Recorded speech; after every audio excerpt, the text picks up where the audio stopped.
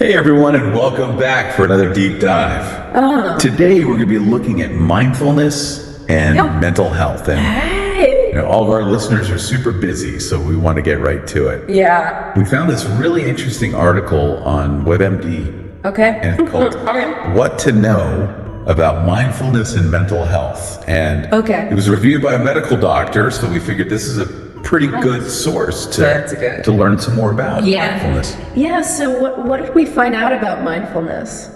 Well, they defined it as being aware of what's happening in and around you. Okay. And they compare it to watching your life from a distance.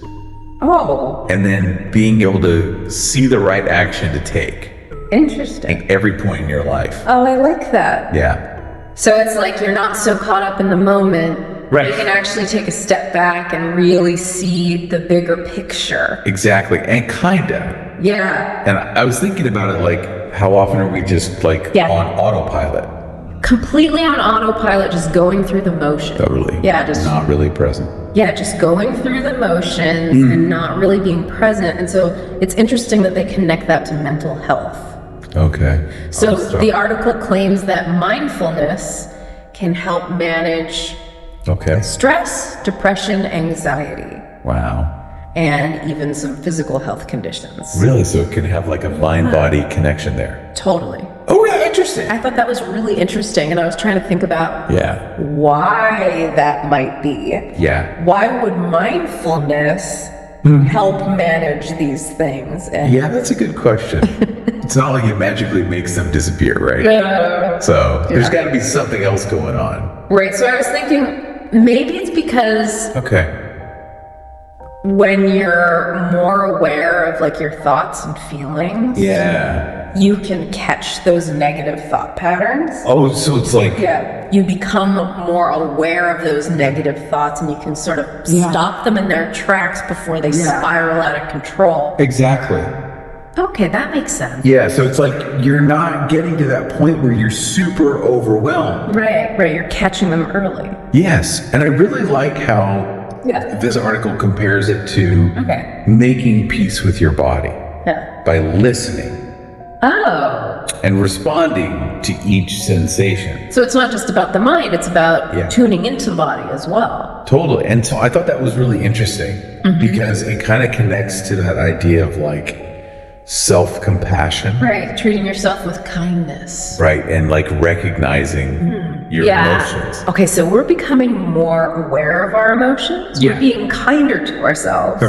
And we're learning how to regulate those emotions better. Yes.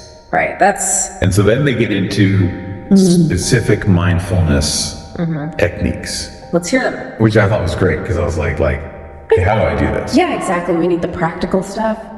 Yeah. So they talked about mindful breathing, mindful walking, mindful eating, even mindful listening. Wow. So you can really bring mindfulness into just about anything. Yeah. And I thought that was so cool. Yeah. So for each one, I kind of wanted to highlight what they said in the article because I thought it was a good way to remember. Okay. So for mindful breathing, they suggested counting steps while you inhale and exhale. Oh, that's interesting. So I thought... So it's not just breathing, it's like adding another layer of focus. Yeah, and so then for mindful walking, they said to focus on the physical sensations in your feet. Oh. With each step. So like really feeling your feet on the ground? Yes. Okay. And I thought that was interesting. Because it's like... It's bringing you back into your body. Yes. Into the present moment. Yes, exactly. And for mindful eating... they suggested that you really savor the taste, the smell and the texture of the food.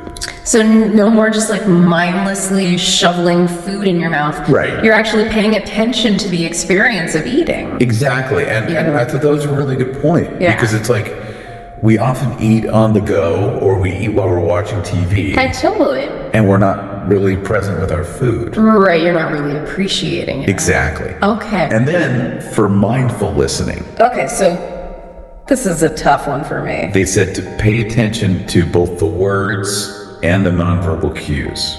Oh, so you're really tuning into the person. Yes. Not just what they're saying, but how they're saying it. Right. Like, And I was thinking about it, like, yeah.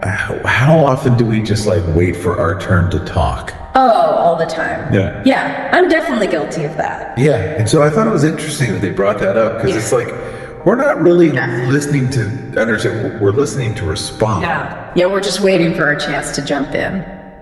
Oh, okay. I see your point. And so I think for each of those techniques, what's really interesting is how they train our minds to be present. Okay. And I thought that was kind of the big takeaway for all of these is that they're... So it's like a workout for your attention span. Yes. Yeah. It's like building those mental muscles to be more present. Yeah, like anything, the more you practice, the better you get at it. Right. And they emphasize that in the article. Oh, they do? So they say that you should practice regularly. Okay, that makes sense. And build new habits. Okay. Like setting reminders to take mindful breaks throughout the day. Oh, I like that idea. Yeah, I thought that was good. Like setting an alarm on your phone or something. Yeah. Just to remind you to take a few deep breaths. Yeah, or just like put a sticky note on your computer. Yeah, that works too. Yeah. Simple but effective. And then they also said to label your thoughts and feelings. Oh, that's a good one. And I thought that was really powerful. Yeah, why did that one stand out to you? Because I think it's so easy to just like get swept away by our emotions. Oh, totally. Without even realizing what we're feeling. Yeah, you're just kind of reacting. Right. Yeah. And so they're suggesting that you actually name it. Like, I'm feeling stressed, I'm feeling anxious. So you're putting a label on it? Yes. And I think by doing that, it kind of creates that space between you. So it's not so overwhelming? Yes. And the emotion. Okay, that's interesting. And then the last tip they had was to explore guided meditation and yoga.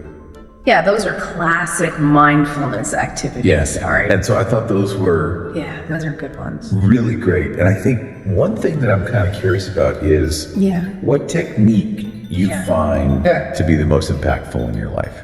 That's a good question. Yeah.